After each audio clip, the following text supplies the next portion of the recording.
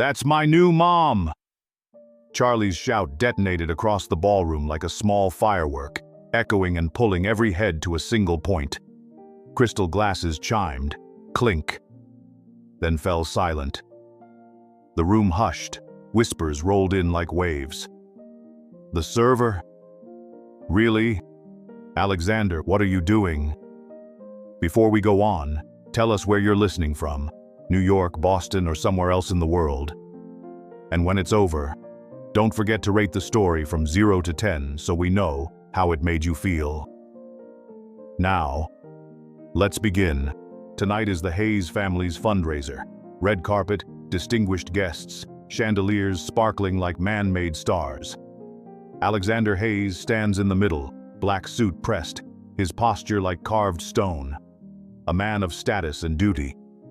In another corner, Edmund Hayes, the grandfather, stands rigid, his face a measure of tradition. And in the scene, a girl in an apron, flower on her hands, folded into the light. Sophia Reyes. Charlie pointed straight at her, eyes bright, voice decisive. That's my new mom! Sophia startled. She kneeled, wiped the boy's hands, smoothed his hair with the automatic motion of someone who cares. That gesture, simple, no drama, made people feel the sincerity at once. This wasn't acting.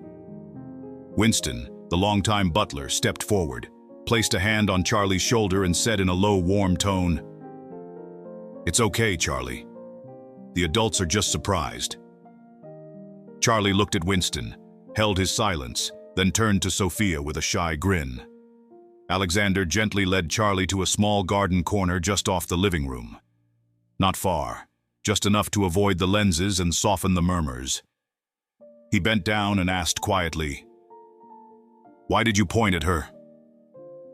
Charlie looked straight into his father's eyes, voice serious like a tiny commander.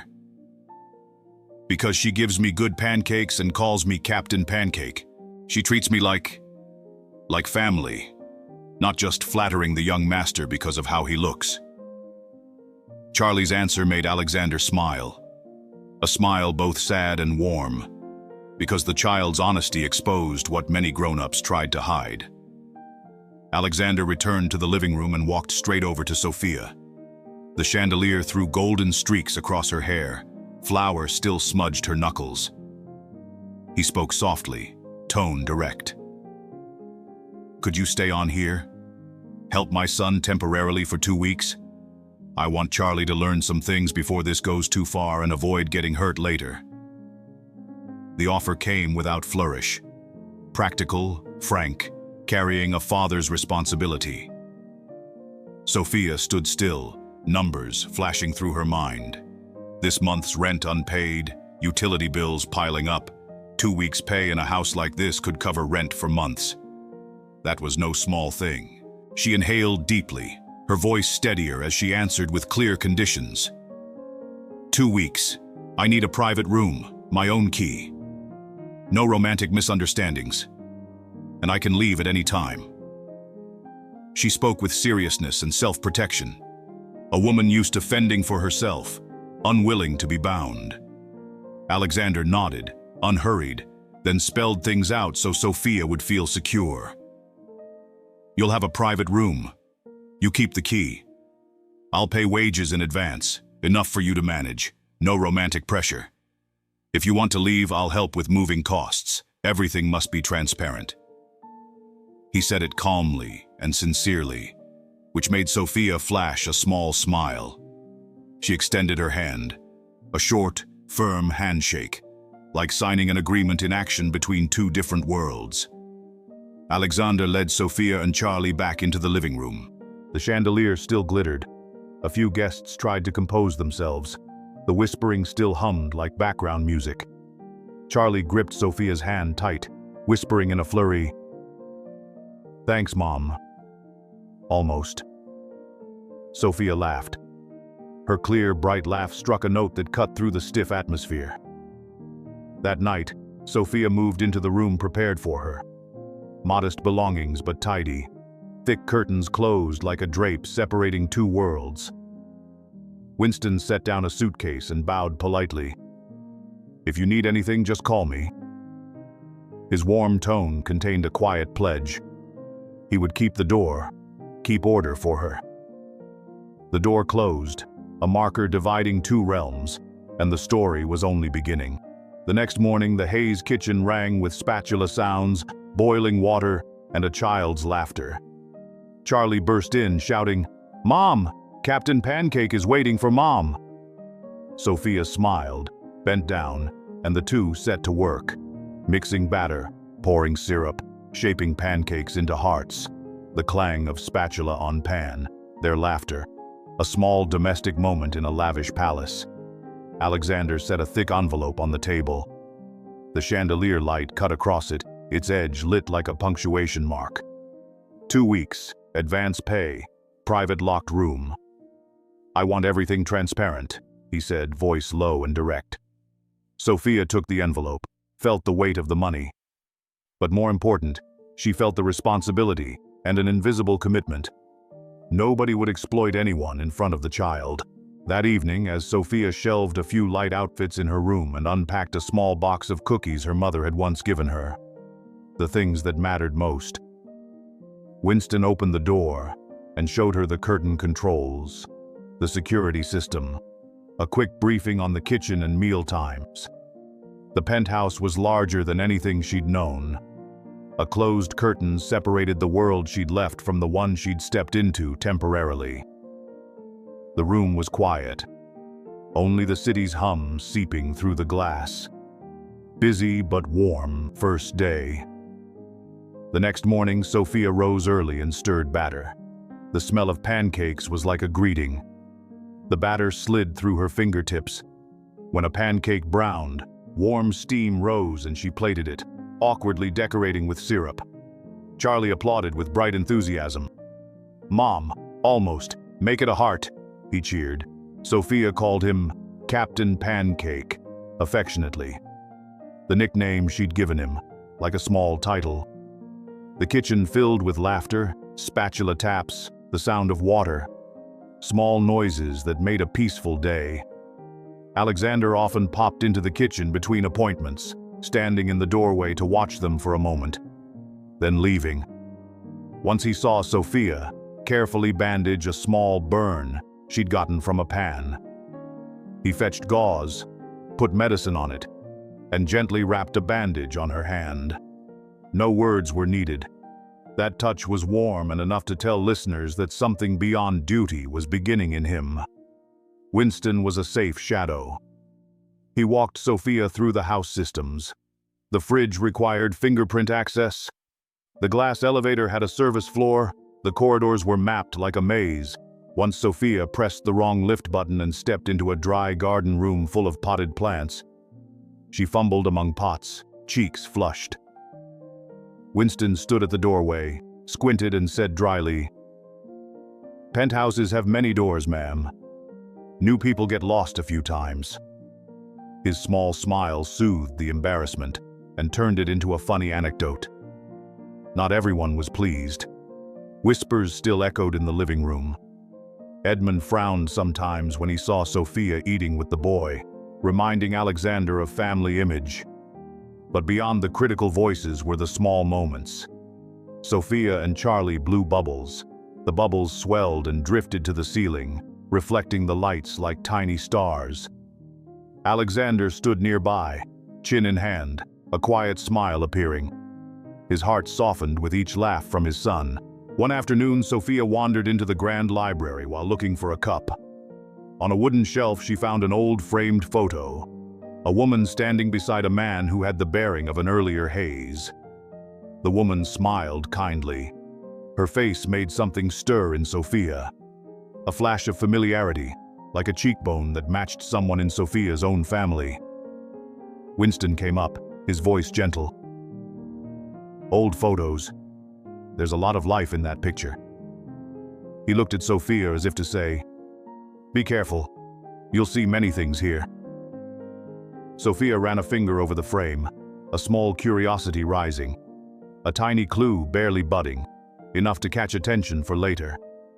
Days passed and Sophia found she wasn't merely doing a temporary job.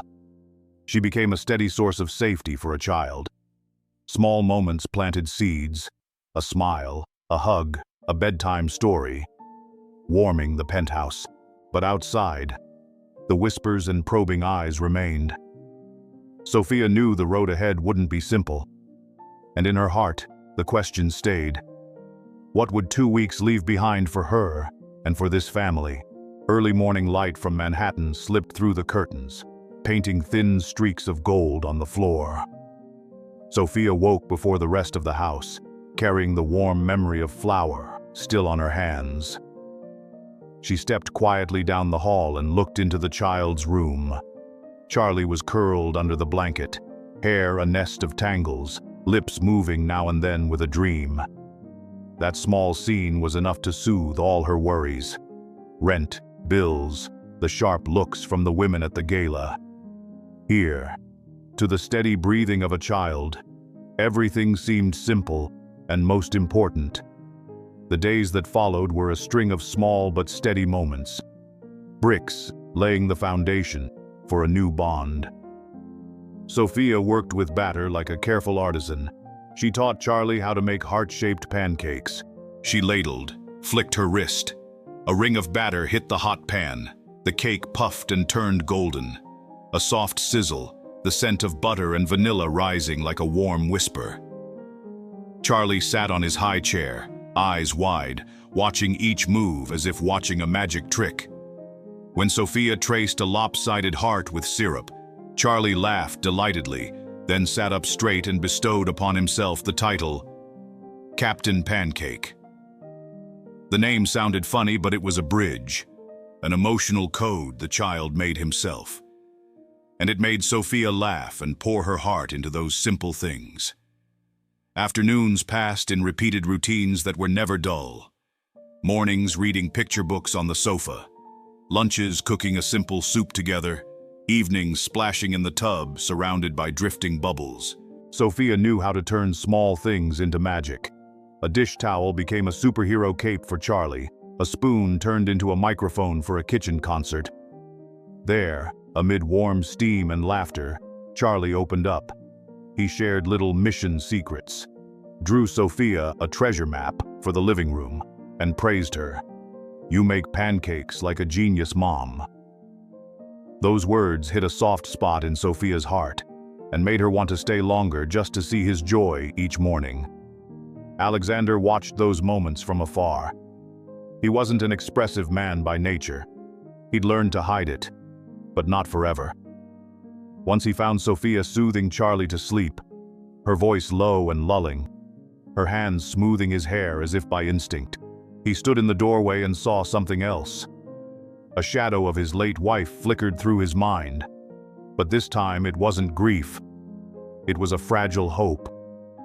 He stepped forward, timidly handed Sophia a thin blanket, then turned away as if afraid to intrude. But that small act told Sophia he was paying attention and wanted to help. Another time, Sophia accidentally touched a hot tray and cried out.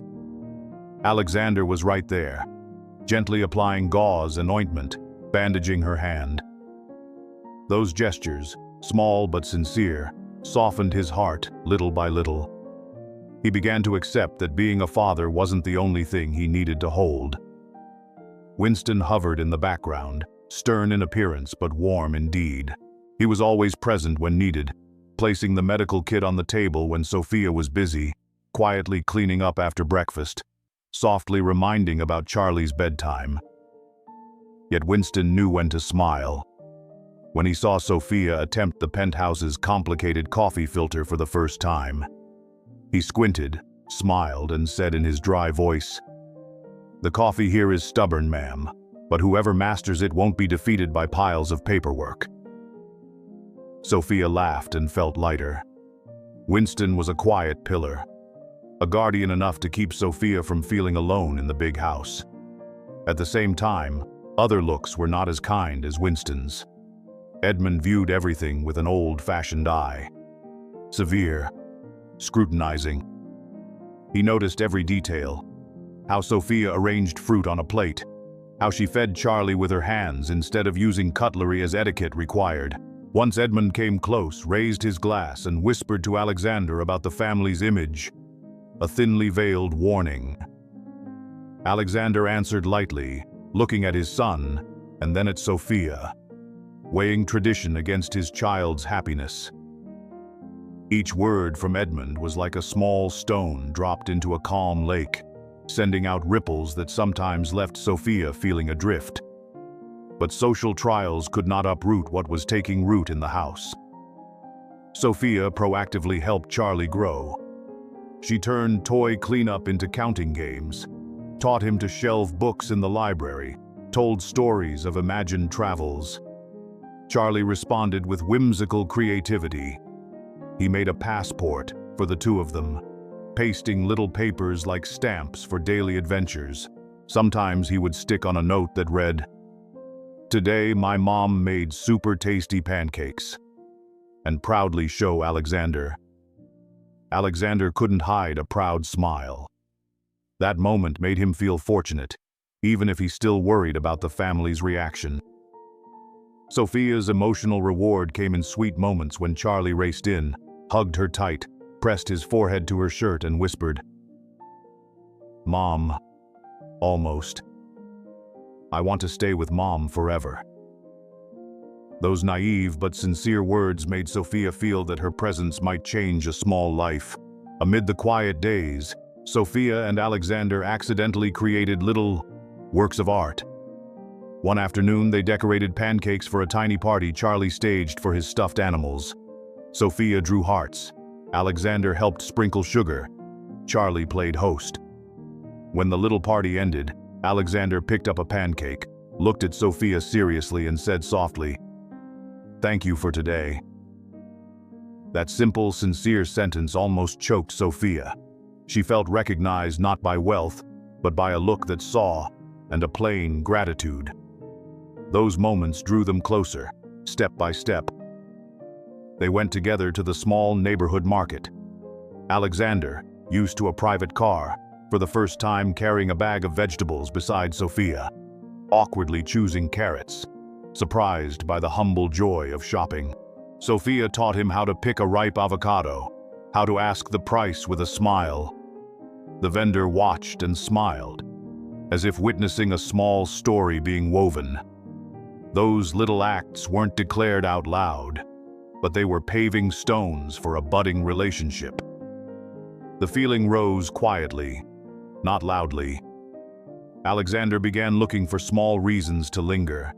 A late meeting that didn't end, a secretary reminding him to call back, and he stayed in the kitchen a little longer to watch Sophia draw syrup hearts on pancakes. His feelings weren't voiced yet. He learned to show them through actions. Driving Charlie to the park, pretending to forget his keys so they could have a few extra minutes by the doorway, or silently washing dishes after dinner so Sophia wouldn't have to. Each small act was an unassuming yet true, "I want to stay, but life is not only sunshine." Edmund, with his sharp eye, started to see things he disliked. He called Alexander into his study, stern. "You must think of reputation and the shareholders, a staff member staying in the house too long. People will talk." Alexander listened and replied softly but firmly, "Dad, I see my son smile. I don't want to lose that." Something within Edmund tightened, an unhappy memory jolting him. But he wasn't ready to give everything up for a fledgling feeling. Tension slowly built, and that was when Veronica, who had entered Alexander's life before, more than once, arrived like a cold wind. Veronica came with a perfect smile, an expensive dress, a dazzling confidence. She said a few polite words and presented a bouquet that looked thoughtful for Charlie. But when her gaze met Sophia, a hidden chill could not be masked. Veronica was a mirror reflecting the difference between two worlds. On one side, warm simplicity. On the other, standards and status. Veronica's look sank the mood. She didn't speak any heavy words, just a slight raise of the brow, and gossip could begin. The real danger was not in that moment itself, but in the quiet schemes that could sprout from such a glance. That evening, after Charlie slept soundly, Sophia sat alone in the kitchen, washing dishes left from dinner. Water ran steady. The distant city sounded like a vague soundtrack. She remembered the conversation with Alexander when they shook hands on the agreement. Clear, transparent. Still, she couldn't deny that feelings had crept in. She wondered. Was she fooling herself? Thinking she would stay only 2 weeks, while wanting more? Thinking of Charlie, she smiled sadly. Across the house was a wealthy man, but she sensed something pure in him, fragile as glass. The growing affection between Sophia and Alexander wasn't a straight line, but a trail of small stones. Each stone a gesture, a look, a smile. And in those small things lived fears. Fear of being seen as opportunistic, fear of hurting the child, fear of being rejected by the family. Those fears were real barriers. They didn't vanish with a few hugs, but they were not strong enough to shut out a child's morning laughter.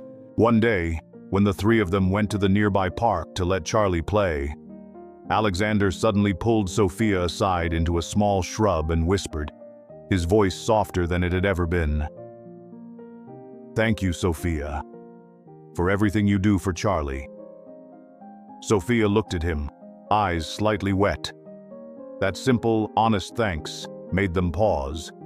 Both felt something larger than the agreement they had signed.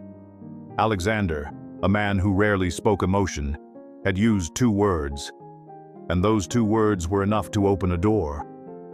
But Veronica did not sleep. She left the park after watching the 3 of them and in a short call, said in a cold voice, "They seem too happy. I'll handle it." The words planted a quiet seed of worry. If someone decided to interfere, and Veronica always knew how to maneuver, those warm days could be tested. Night fell. Sophia sat by the window and watched the city lights flicker. Winston quietly set a cup of tea on the table, his eyes offering a kind of encouragement. "Just be yourself, miss. Sincere people always find their place." Sophia thanked him with a small smile. Inside her were many unknowns: love, fear, responsibility.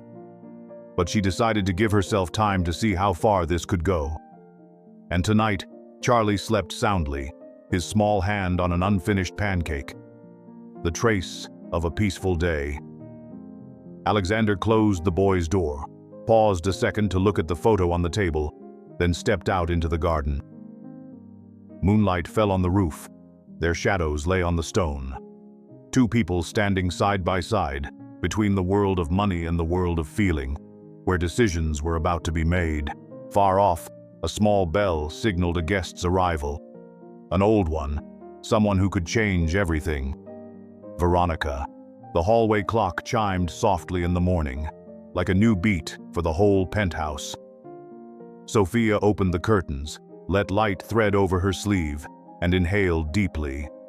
Vanilla still lingered on the kitchen shelf, a gentle reminder of the days she'd planted. Charlie was awake, calling from the living room. "Mom. Almost. I made a card for Mom." His clear voice rang like a small bell and pulled Sophia out of her thoughts. That day, they decided to make a special pancake creation to welcome the weekend. Flower-shaped pancakes, hearts, and a powdered sugar crown for Captain Pancake. The kitchen sounds rose, spatulas tapping pans, batter falling, Charlie's laughter weaving through. Composing a familiar little tune, Alexander appeared in the kitchen doorway, arms holding bags of produce from the market, watching them with a tenderness deeper than usual. He stepped forward without many words, bent to plant a small kiss on Charlie's forehead, then handed Sophia a little box. Inside were 2 simple ceramic cups, modest but warm.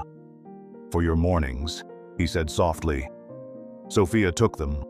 A strange chord trembled inside her. Not loud, not declarative, just a gesture enough to tell her he was gradually caring. That day they made a memory map for Charlie. Sticking photos, colored papers, naive words. As Sophia held scissors, sunlight flashed through a strand of hair, and Alexander unexpectedly took her hand to steady the paper. A small gesture, a few seconds, but in that silence their hearts seemed to speak. Sophia didn't pull away. She let that hand stay, feeling warmth and a sense of safety. For the first time since entering the mansion, she felt the urge to lean on someone without shame. In the afternoon, Alexander invited Sophia to come with him to a small charity he supported. A short trip, unostentatious, simply to let her see a part of the life he carried. On the way they were quiet, but not awkward. The car hummed, the radio played soft jazz, and Sophia heard him tell stories, not corporate affairs, but of a time when he and his late wife baked for Charlie as a little boy. His voice trembled a beat when he recalled a small memory. His wife often made pancakes sprinkled with fruit in star shapes. Sophia listened, eyes bright at the simple, warm image. She understood that those memories weren't kept by Alexander solely for sorrow, but were the fabric of his heart. In that moment, between the car sounds and footsteps on the sidewalk, something became clear. He was opening a door to a private chapter of his life. Returning home, Edmund stood on the steps, eyes sweeping the area where Charlie played, then fixed on Sophia with a sharp look that went unspoken. He gave a cold smile and said dryly, "I hope you understand your place in this house, Miss Reyes." Alexander remained silent a moment, then answered calmly but firmly, "She's helping my son. That's all." The line had been drawn. Edmund nodded slightly, but anxiety still traced his gaze. Old rules breeding rigid doubts that were hard for him to let go. That evening, after Charlie was asleep, Alexander asked Sophia to join him on the rooftop, where a few potted plants and an armchair waited, and brought 2 mugs of hot cocoa. Cool winds passed, carrying distant city sounds. They sat close without fancy words. Alexander spoke of the pressures he faced at the company, shareholders, the press, endless calls. Sophia listened without judgment, occasionally touching his hand as if to say, "I understand." She answered, sharing sleepless nights worrying about bills and the childhood dream of owning a small bakery. Their honesty met like 2 puzzle pieces snapping into place. That scene, thin moonlight, warmth from cocoa, shortening distances, was a string of light touches that let feelings grow. There was no explosive confession, just stacked, small moments.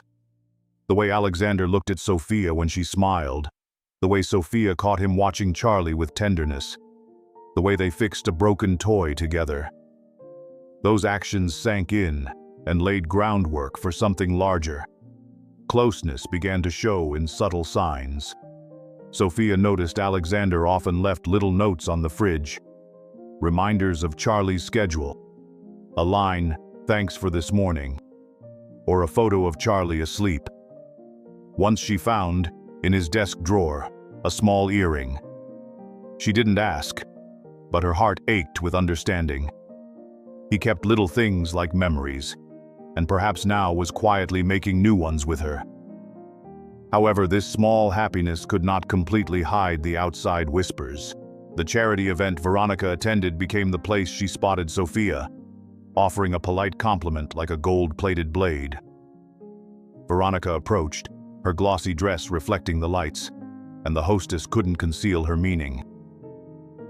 "How interesting to see you here so often, Sophia." The phrase was social but sharp. Sophia smiled and kept her composure. Alexander, standing nearby, noticed the cold in Veronica's eyes, but she left with a light laugh, making no scene. The most dangerous kind, elegant yet scheming. Sophia returned to her room that night mixed with feelings, part joy at the closeness, part worry about Veronica's look. Winston knocked and handed her a warm towel and a quiet piece of advice.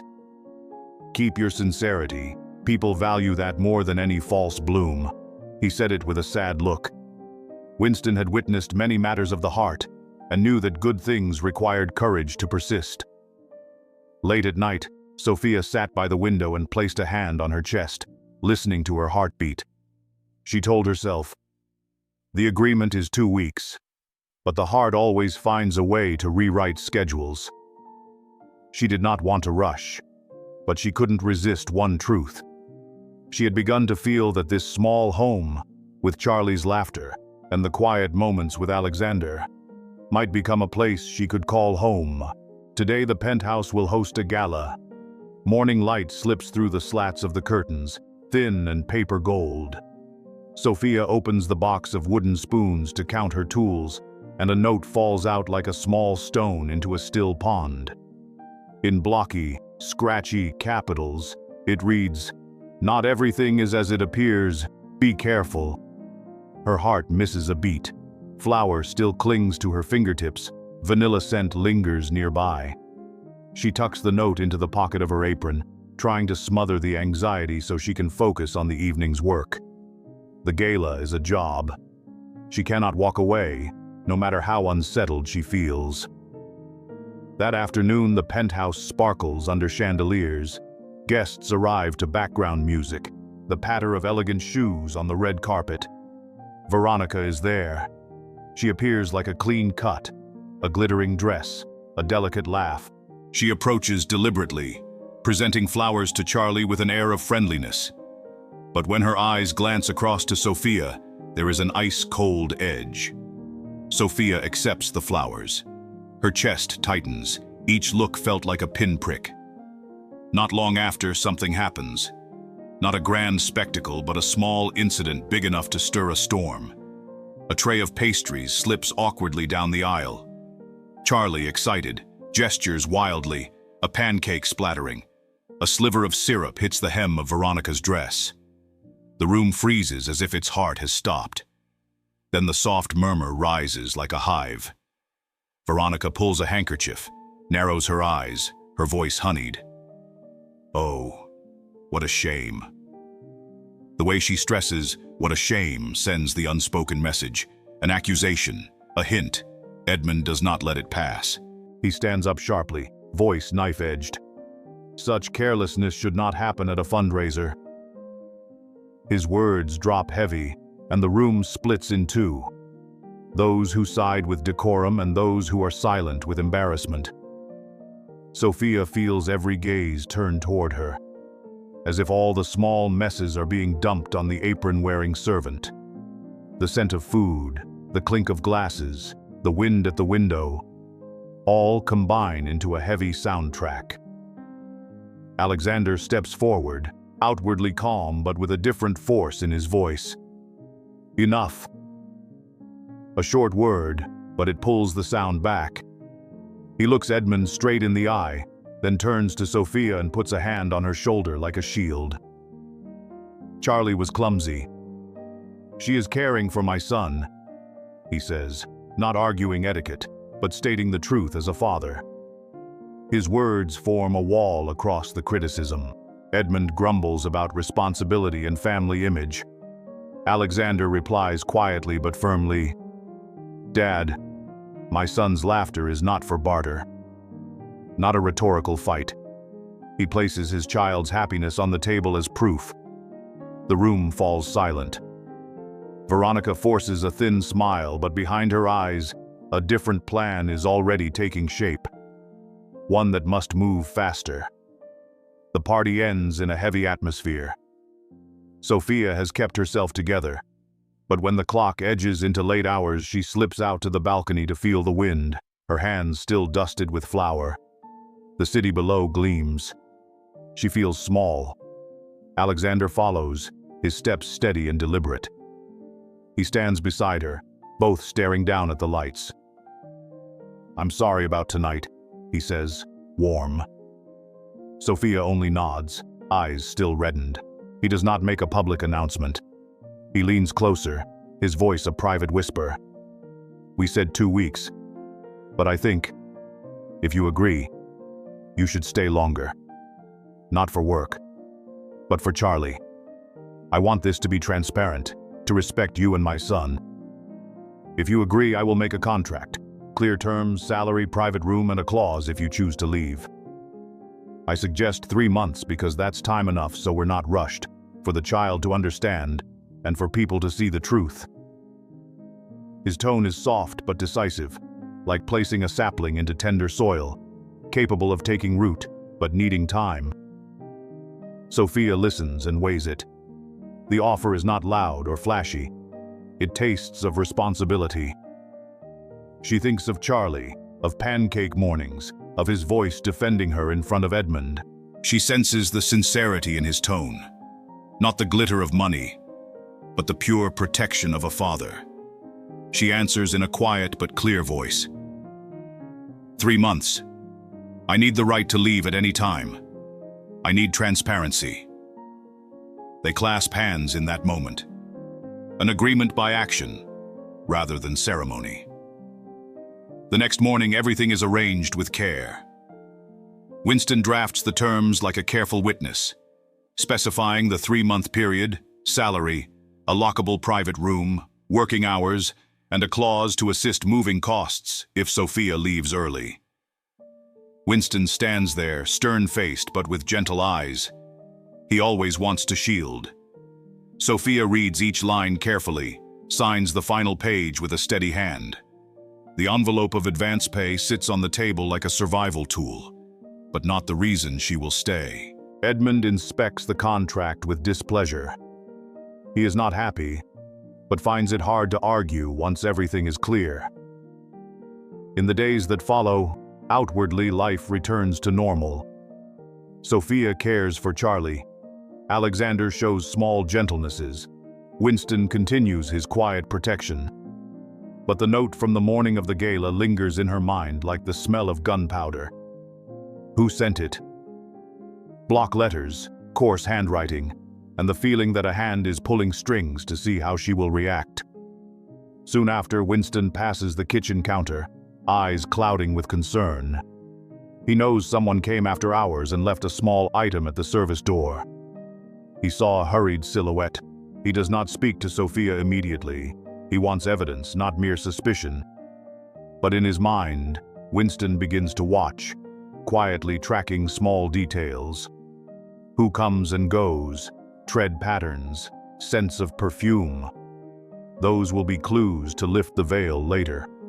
Elsewhere, Veronica smiles coldly with her phone in hand, murmuring, "Let's begin. Make it look like a string of coincidences. Someone will notice, and the gaze will turn to her."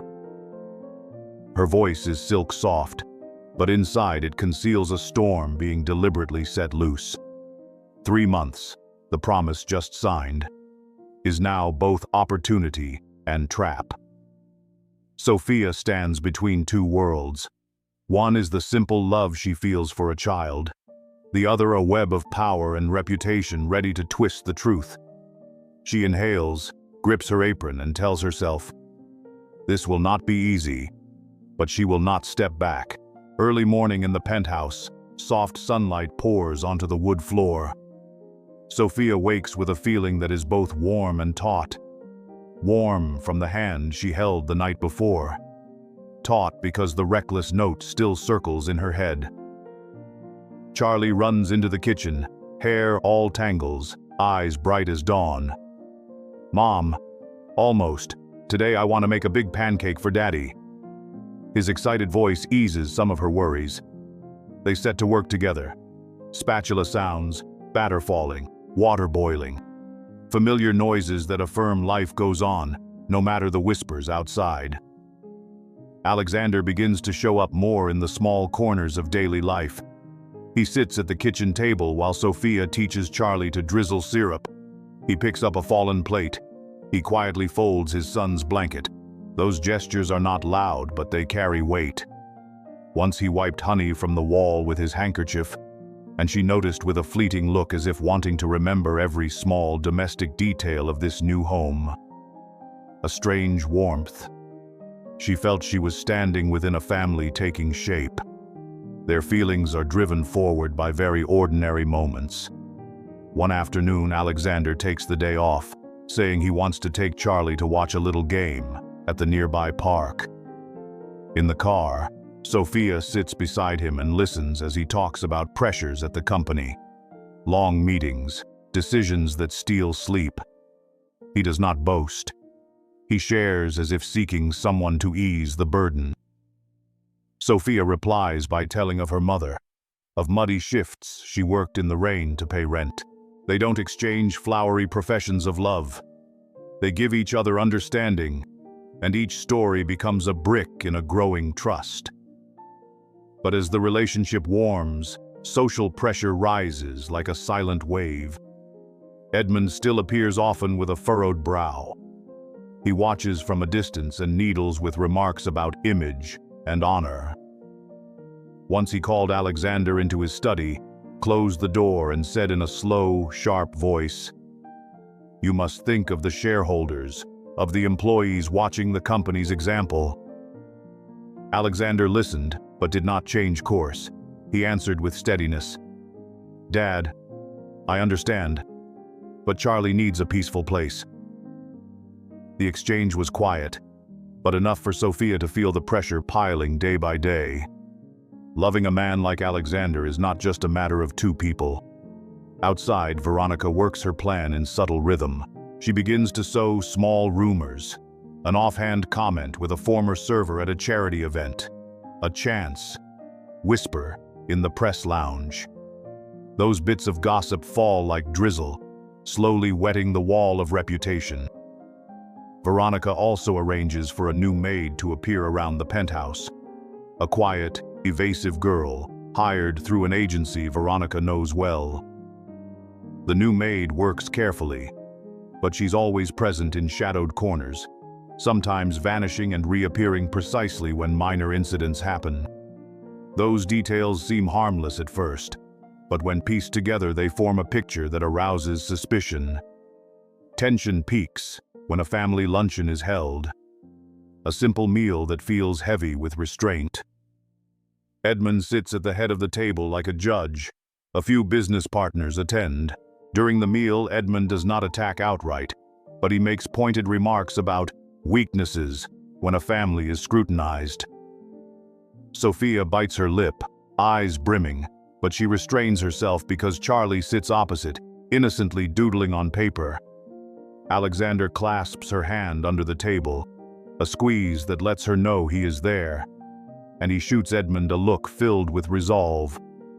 He will not allow his son to be hurt by whispers. But things boil over when Veronica arranges for a few candid photos of Sophia in the service garden to be leaked. Images of Sophia playing with Charlie. Joyful moments cropped and framed in a way that makes them look improper by family standards. The photos appear in an internal memo sent to a few trusted people, enough to spark gossip. Edmund frowns. Several guests murmur. Sophia feels herself become the subject of an internal bulletin, her chest twisting with the pain of being misunderstood. What stings most is not the words, but the looks from some who once regarded her as an outsider. Now they whisper of signs of impropriety. Sophia's small life balloons in a way she never wanted. Every affectionate act with Charlie can be distorted, every smile read as calculation. She begins to fear she might, without meaning to, harm Charlie, the thought she hates the most. Yet within the pressure there are soothing moments. One evening, Alexander unexpectedly brings Charlie into the kitchen and whispers, "Do you want to help Mom? Almost make pancakes again?" Charlie cheers, Sophia smiles, and Alexander suddenly wraps her in a gentle hug from behind. A brief, warm embrace. The sharp tang of syrup and mango on a dish towel blending into the moment. In that instant, Sophia realizes something. Their bond is not only comfort, but a deliberate choice two responsible adults are making. Winston continues to be the quiet support. He furtively checks auxiliary cameras, watches who comes and goes, and notes small details like shoe patterns or the timing of the help staff's movements. One day, he sets a cup of tea before Sophia and says in his dry but warm voice, "Don't worry too much. Those who spread lies often leave traces. We just need proof. That remark is like a small key, making Sophia feel less alone. Veronica ramps up her efforts. She arranges for a small piece of jewelry, an old bracelet, to go missing in an area Sophia frequents. And there's a witness who supposedly saw Sophia nearby. Veronica secretly had the item placed earlier and then engineered the sighting. The plan has not been fully revealed yet, but the pieces are in place. In Veronica's mind, everything is becoming predictable. Just one more visual evidence or item of proof, and suspicion will rain down on Sophia. Night falls. Sophia sits by the window looking out at the bright city. She smooths the drawing Charlie made, anxiety heavy but with a stubborn longing. She will not let this destroy the small family they are building. In the midst of invisible battles, the feelings between Sophia and Alexander continue to grow. Warm, slow, and real. But the clouds from outside grow thicker. As night deepens, a small bell rings at the service door. Winston receives a discreet call from an unknown source saying someone spotted a stranger leaving the area last night.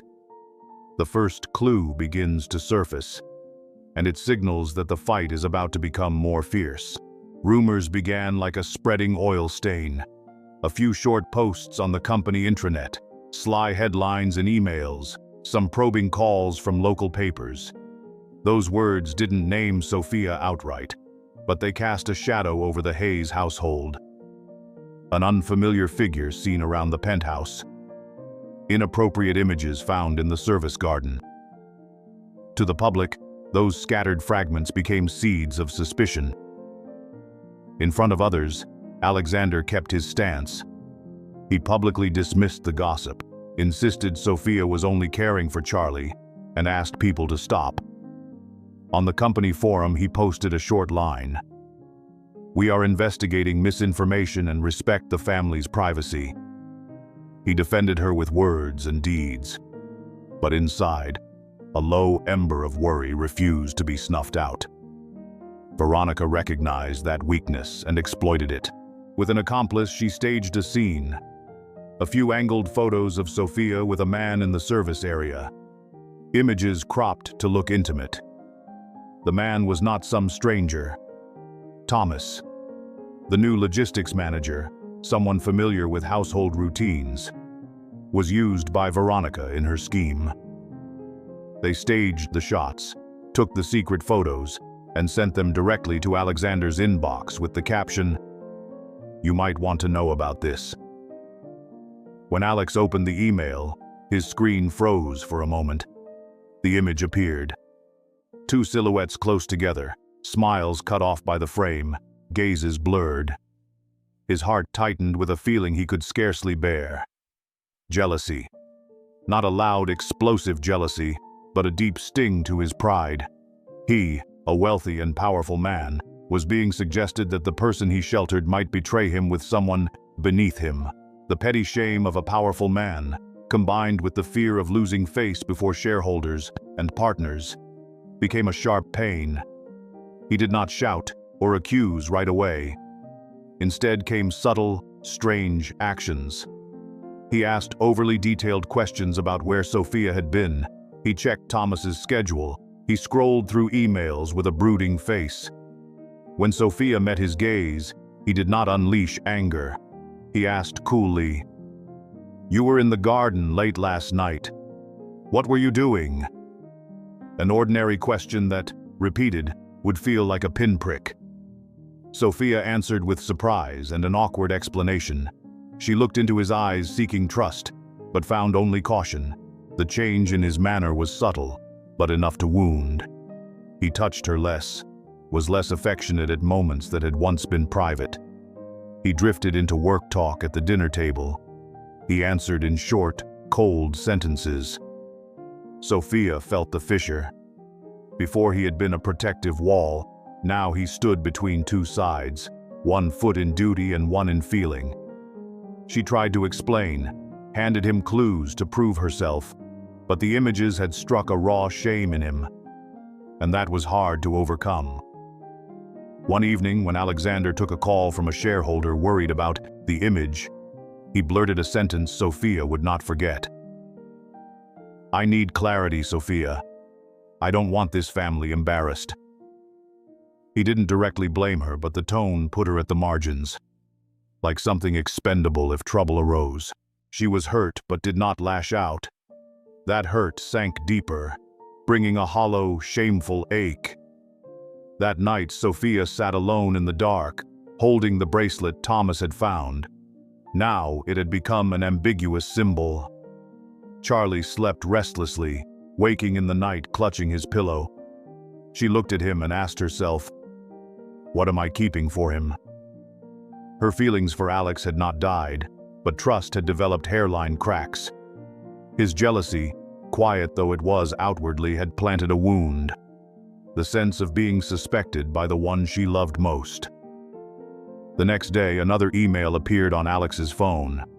A short video from the previous night in the service garden, a clip cropped to remove context and make things look worse. Alex stood frozen, his phone clenched tight. Inside him, a cold resolve flashed. He wanted the truth, but his first feeling was invasion and hurt. That afternoon began like any other, but the air already held a hidden chill. Sophia tried to keep a smile while pouring tea for guests, flowers still dusting her hands like traces of the morning. Charlie whispered about stuffed animals, the child's peaceful voice like a bubble in a stormy sea. Then, through the hum of tea, a small scream cut the room. "My bracelet, it's gone." The shout made everything stop. Everyone turned to the jewelry tray, the box open, the precious bracelet gone.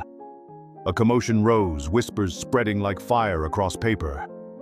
Amid the chaos, a loud voice rang out. "The rose garden, the far corner. Last night I saw someone there." That sentence was the switch that pointed a spotlight. The group rushed out to the backyard. The rose garden sat in a secluded corner, its foliage hiding sightlines. When the group arrived, they found the soil disturbed, fresh digging under the leaves. They turned the earth over, and a collective intake of breath followed when a fingertip touched cold metal. The bracelet emerged, soiled with dirt and grass. Immediately, the earlier clues snapped into a clear picture in everyone's minds. A shadow seen in the rose garden the night before. Now a precious piece of jewelry found there.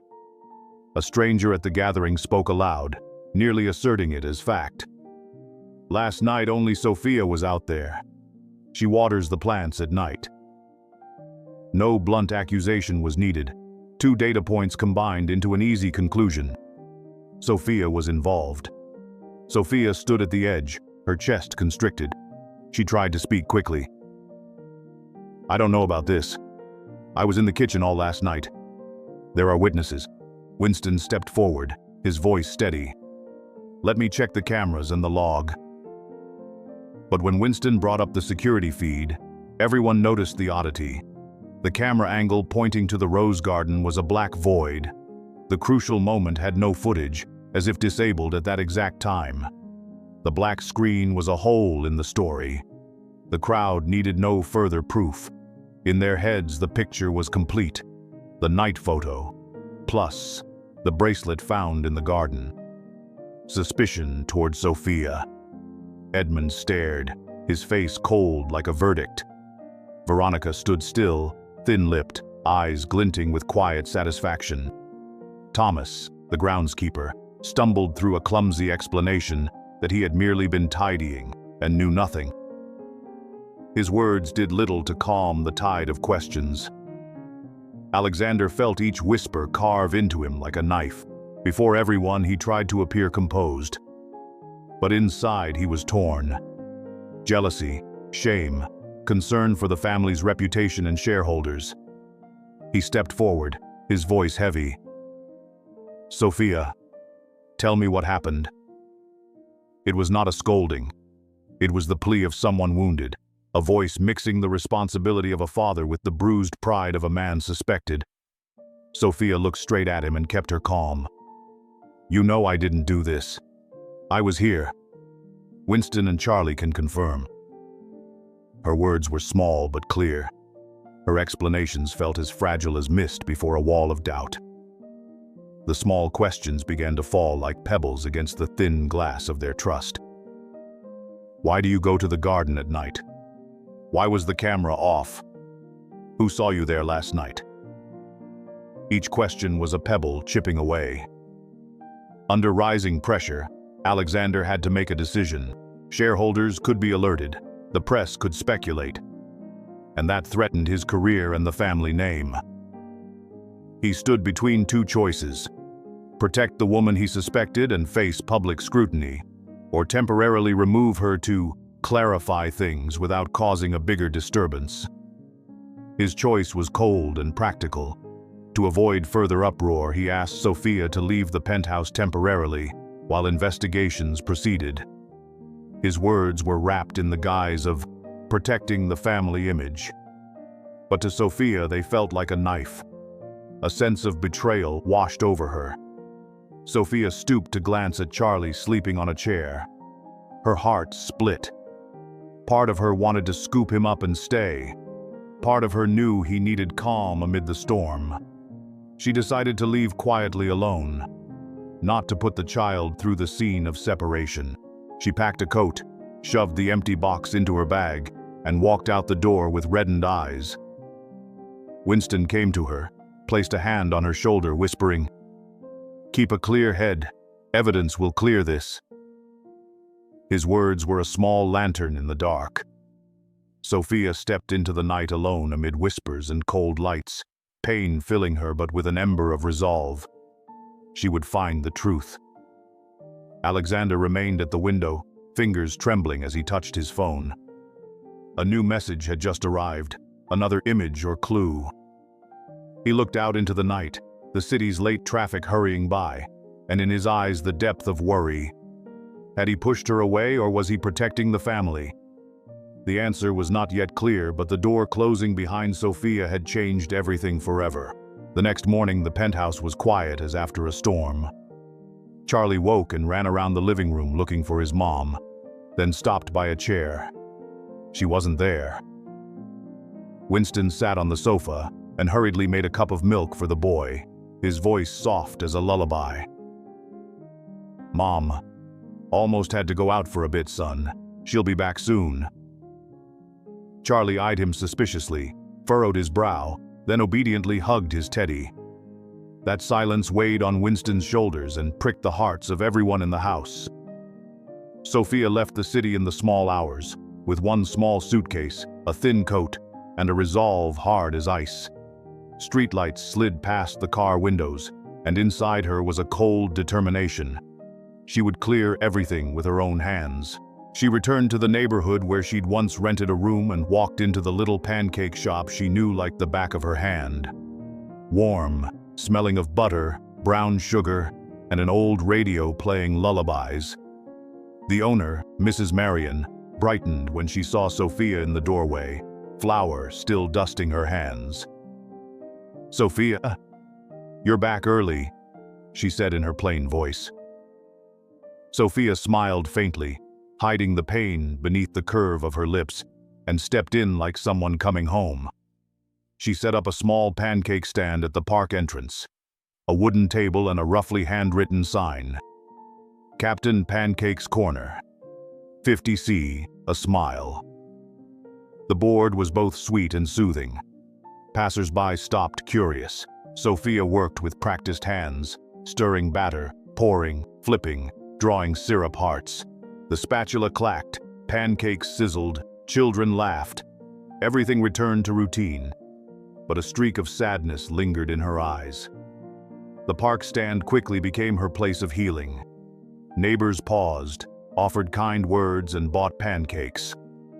One customer, moved by her tired but brave smile, recorded a few seconds on his phone. The moment Sophia smiled and wiped a tear while handing food back to a mischievous child. The short clip was posted with a simple caption, "She still smiles." Views climbed, people left sympathetic comments. "She's so strong. That woman deserves to be heard." Those words were like small lights in the night, pricking hope. Not everyone had turned away. Some still saw the real person. Meanwhile, at the penthouse, Alexander couldn't sleep. He called Winston repeatedly, conferred with lawyers, and rang a few members of management. He reviewed the photos and replayed the anonymous video, trying to piece the connections together. Each glance at his phone felt like a stab. Sophia pictured with the bracelet, Edmund's murmurs, Veronica's subtle smile. Yet something didn't fit. Small inconsistencies in the photo files and video, the camera angle, the lighting, an odd smear of mud on the bracelet that didn't match the soil in the Hayes garden. Those tiny threads, if pulled, might reveal the knot. Winston quietly followed the trail. He checked entry logs, scanned staff access cards, traced schedules. He remembered a small detail. The night Sophia said she'd been in the kitchen all evening. A few VIP guests had entered through the service entrance and left late. They might have seen something. Winston called some of them back, rechecked elevator area footage, and found a small angle Veronica thought no one noticed. A large flower basket brought in through the service door around midnight, then taken away before the bracelet was discovered. Winston logged the time and captured a vague face in the footage. A clue. One day Alexander happened upon a short clip of the pancake stand. Sophia laughing, flour on her hands, eyes tired and resolute. The sight made his chest tighten. The coldness inside him softened toward a flicker of regret. He called Winston and asked to review the footage of the flowers brought in the night before. Winston replied, "There was a large flower basket, prints on it, and a scent clue of perfume." Alexander recalled the perfume Veronica favored, a distinctive note, and a thought rang in him. Maybe things weren't as simple as they'd seemed. On a light, rainy afternoon, Alexander decided not to wait. He and Winston, faces taut, carrying a stack of printed photos, went to the pancake stand. Their arrival, amid whispered murmurs, made a few customers pause. Sophia stood with a spatula in hand, her face drained when she saw him. That moment was weightier than any words. He approached without yelling, set the stack of photos down on the table, then looked at her with an expression soaked in regret. "I was wrong. I know the truth now. I'm sorry I let those suspicions hurt you." His words were simple but heavy, as if asking only for a chance to make amends. Sophia looked at the photos, the doctored shot, the incomplete original, the odd mud smears, and saw something different in his eyes. He was no longer a cold commander, but a father in pain, and a man trying to atone. She stepped back a beat, her eyes still ringed with sorrow but brightening slightly. "Did you come for the truth or for appearances?" she asked. Alexander answered earnestly, "Both, but first and foremost for my son." Winston stood nearby and offered a practical course. "We'll gather proof. I saved the footage of the flower basket, and someone used a perfume matching Veronica's. Let me find out." Winston's intervention made Sophia feel less alone. She began to sense a companion in the search for truth.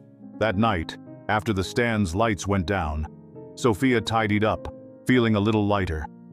She had tasted the pain of being suspected, but she also realized that some people believed in her, and clues were waiting to be uncovered.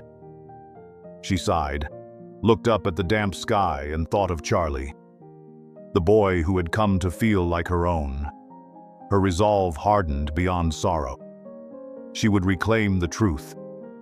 But first, she would wait for Alexander and Winston to bring more evidence. On the weekend, Charlie joined his dad at the pancake stand, apron tied around his waist. He walked up to his mother and declared in his small but determined voice, "Mom, almost. I'll help sell today."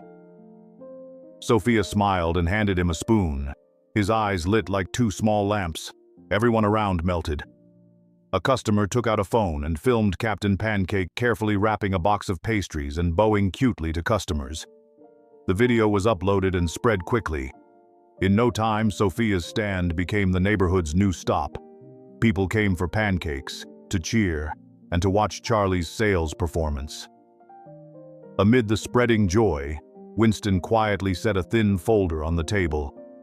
His face was serious as he said in his gruff but clear voice, "I have a few things for you to look at." Alexander opened the file. It held printed messages, transfer receipts, and overtime logs for an outside worker. Winston explained succinctly. Veronica had secretly contacted that worker, transferred money to his account to do night work in the garden, and asked him to bring a box into the rose corner on the night of the jewelry disappearance. Winston quoted messages with timestamps. The transfer receipts showed payment exactly at the relevant time. Thomas, the grounds manager, was summoned.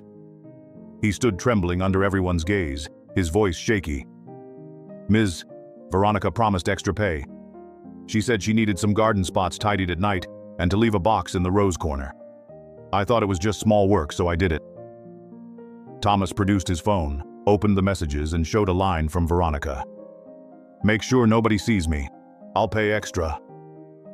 A photo of a transfer receipt accompanied it, proof of an actual transaction. Thomas bowed his head and admitted he'd taken the money and followed orders. Social media did the rest. The Captain Pancake clip drew a crowd to the park. People recorded and cross-checked dates and times. Those gathered at the stand began to murmur as Winston presented the documentary evidence. From a warm pancake cart, the stand became a public stage where evidence was laid on the table amid whispers and relieved breaths. Alexander rose, voice heavy but sincere. "I acted hastily. I believed the rumors. I'm sorry, Sophia." He faced her in front of the assembled witnesses and continued, "I will hand everything Winston has to Edmund and to the authorities if necessary. I'm sorry I let fear of losing face outweigh fairness." His words were not pleading but an act of public contrition. People applauded, some cried out support, and the clip of Alexander's apology at the pancake stand began to circulate alongside the Captain Pancake video. Warm feeling paired with responsibility and the clearing of truth. Alexander paused in the park as scattered applause filled the air, his gaze fixed on Sophia. He bowed his head and spoke loud enough for everyone to hear but without theatrics. "Sophia, I was wrong. I'm sorry for letting rumors override justice and for hurting you." The short, direct sentence offered no excuses, only acknowledgement. For a moment the crowd fell silent, then warm clapping rose as if lifting her from pain. Charlie leapt up and hugged him, the child's laughter easing the tension. Sophia looked at Alexander and accepted his apology with a slight nod. Not immediate forgiveness, but the first small crack in the wall around her heart. The next morning, everything returned to the penthouse, the place where formal reckonings would be held and where important decisions would be made. Alexander brought copies of the evidence Winston had collected, messages, transfer receipts, and Thomas's recorded testimony. Edmund waited in the main study, his face more solemn than the chandelier. The air there was different from the park's warmth. This was a room for transparency, responsibility, and justice. Thomas was brought forward and, voice trembling but clear, told the details. How Veronica contacted him, promised extra pay, and instructed him to place the box in the garden. He handed Edmund the phone and opened the messages. The words par line showed with no cover. "Make it look like a theft. People will react." Edmund read, and his expression changed. Winston added the transfer receipts and Thomas's overtime logs from the night in question. The pieces formed a clear picture. The jewelry disappearance was not an accident, but a setup. Veronica was summoned into the room.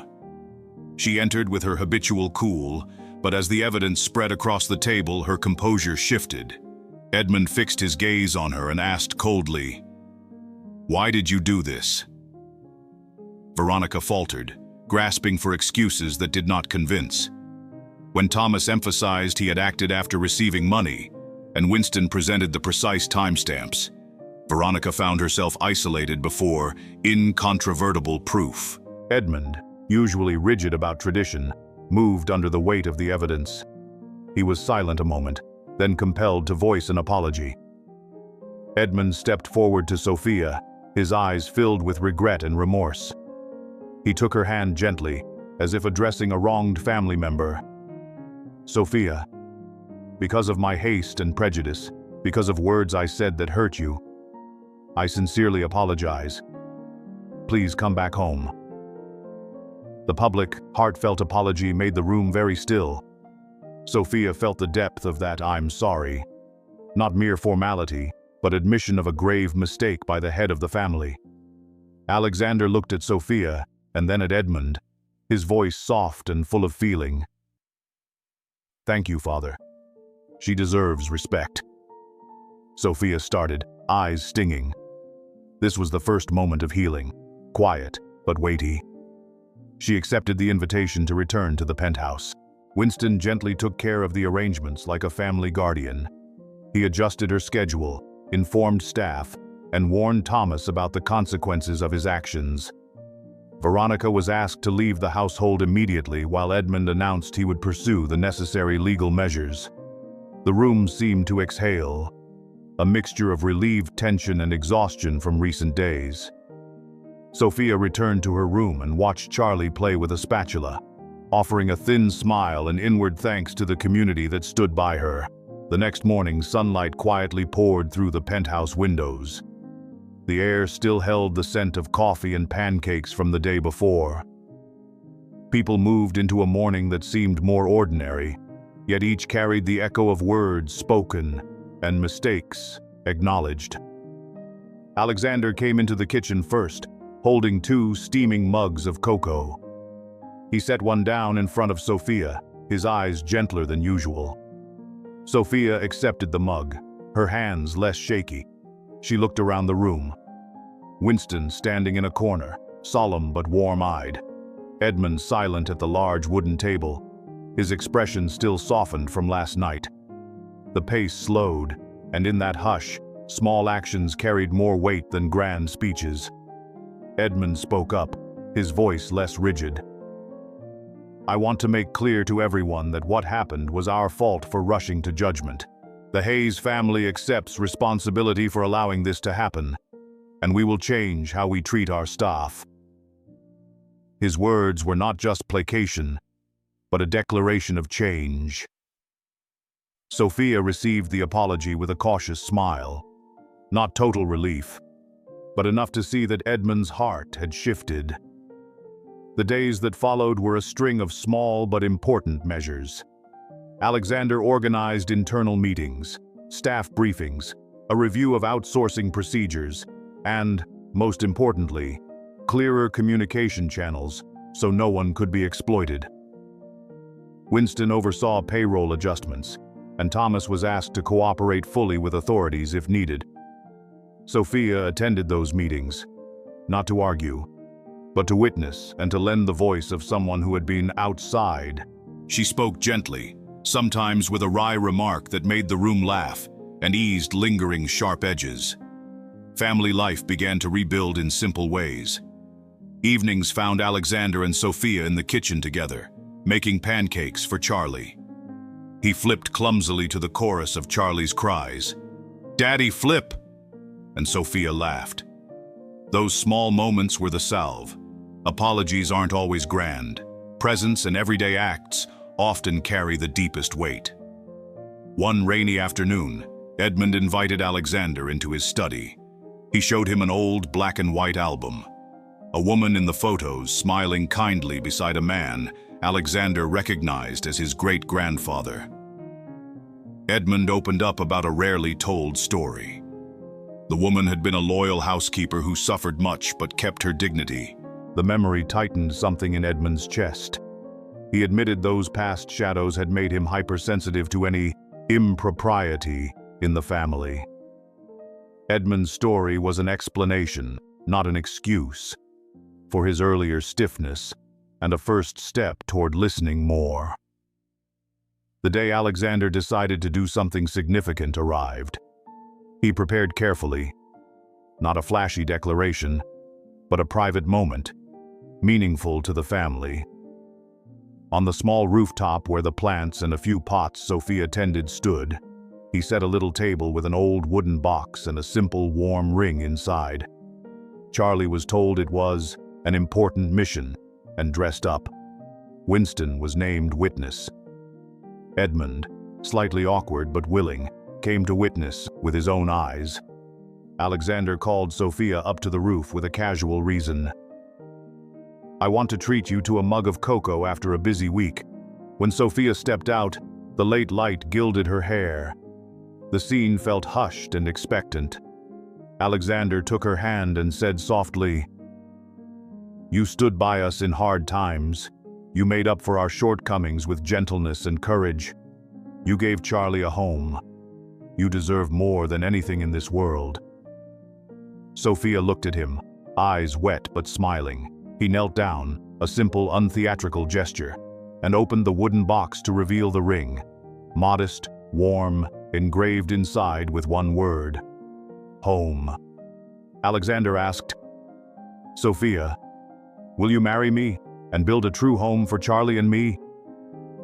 The question was breathed, but it carried a full commitment. Sophia hesitated, thinking of what she'd endured. The false accusations, leaving and returning, the small village of support, Winston, Edmund's correction, and above all, Charlie's laughter.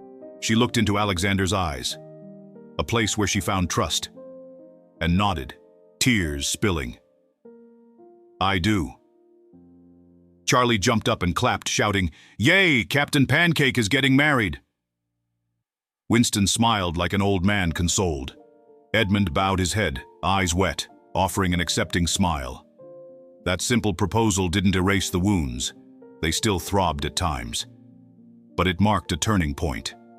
People witnessed reconstruction, from public apology to internal reforms, to a promise to build a family through deeds and respect. That day, the small family filled the kitchen with laughter. Sophia flipped pancakes, Alexander sprinkled sugar. Charlie beamed. A candle flickered on the table, a reminder that healing is not magic but small, loving acts, repeated every day. As they served pancakes, their laughter blended with the city's hush. A new beginning, warm and hopeful. The wedding morning dawned soft and mild, as if the sky wanted to keep the moment tender. There were no blaring trumpets, just chairs being arranged, quiet conversation, and the dragging of curtains. The penthouse transformed into a warm, modest, respectful space.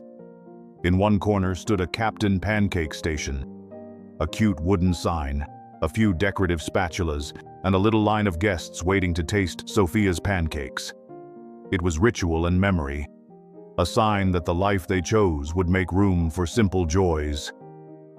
Guests were familiar faces, neighbors who'd bought pancakes in the park, some of Sophia's old friends, Winston in a plain but neat suit, and of course Edmund, present in a place of honor, his face softer after days of reflection. Veronica was absent.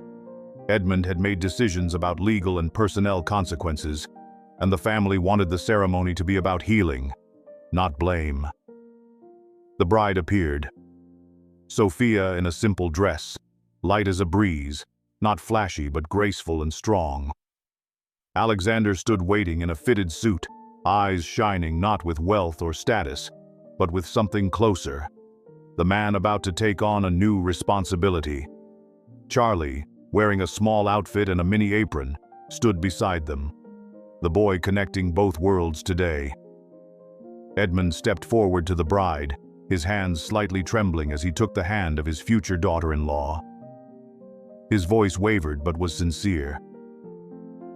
"Sophia, accept the apology of an old man who is slow to admit mistakes. Our family has learned a valuable lesson. Worth is not in status, but in how we treat one another. Today, we joyfully welcome you as a full member of the family, as my dutiful daughter-in-law, Alex's devoted wife, and a loving mother to Charlie." His words moved the guests deeply. The small ceremony was brief, but meaningful. Alexander took Sophia's hand, his voice slow and warm. "Sophia, you have given me love and taught me how to be a better man, a father, a husband, a responsible person. I promise to listen, to learn, to protect our home with actions, not just words. Will you be my wife?" Sophia looked into his changed eyes and answered, voice trembling, "I do." Charlie cheered and tried to hug them both, laughter filling the room. A touching part of the ceremony was the community's words. Those who stood by Sophia when she left and returned. A neighbor rose and said plainly, "She taught us about resilience. Today I want to see her have a real home." Applause followed as community endorsement. Sophia's happiness wasn't only the Hayes' matter. It was the people's joy who had witnessed her journey.